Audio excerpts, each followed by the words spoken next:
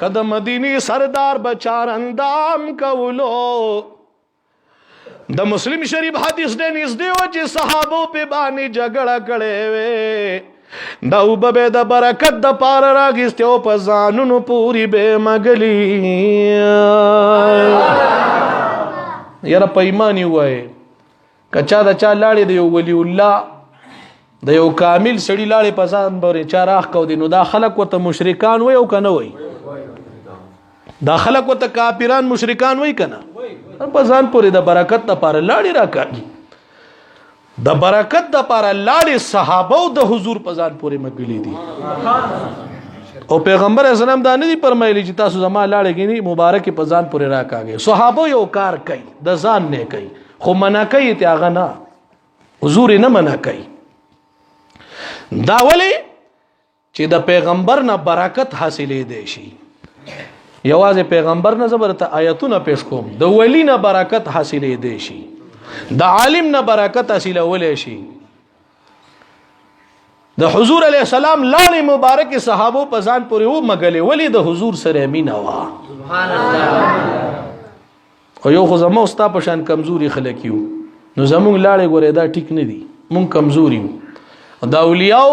د نیکانو خلکو لاړو کې شفا ده حضور مبارک یو تریخ کوي تا لاړې مبارک واچول او دا هغه لاړو د برکت هغه ترخی وبم خوږې شوي سبحان الله د برکت د فارا وبه په ځان راخو یو صحابي ته بدا وبه لاړې مبارک میلاو نشو نو را بغه په بل صحابي پورې به لاس راخو و چې د برکت نه محروم نشم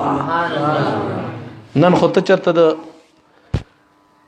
یو عالم لاس کول کیا پورې لاس راکاږي یاد په مزار خلک وای چې شرک وکړو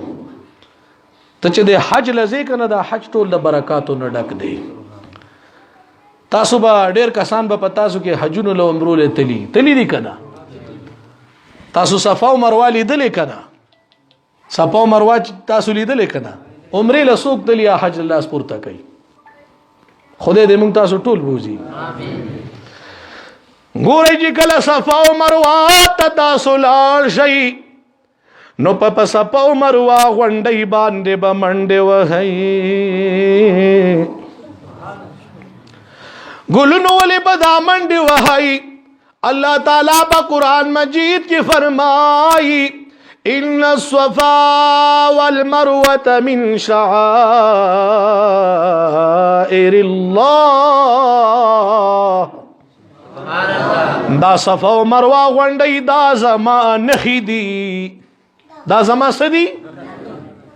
نخی دی استاسو توجہ دے طرف تراڑو دا صفا و مروہ غنڈی دا دیسی چیتے چیتے غنڈی ہوئی او خدای وای دا زمان نه خېدي نو په دې سواد کې خود دنګ غرونه ولاړ دي دته ولې نه خېنوي د کېټو په حال ډیر دنګ دی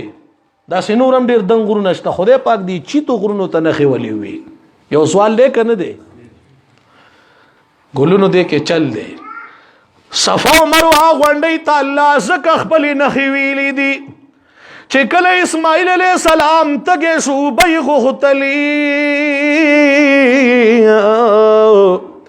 حاجرہ بی وار خطا شوا پس پا مروہ غنڈی بانی منڈی وحی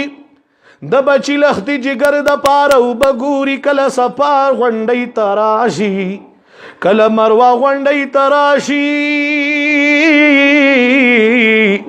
دا حاجرہ بی بی دا اللہ ولی دا اسماعیل علیہ السلام مور مبارک دا منڈی اللہ تا دمرا خوخی راغلی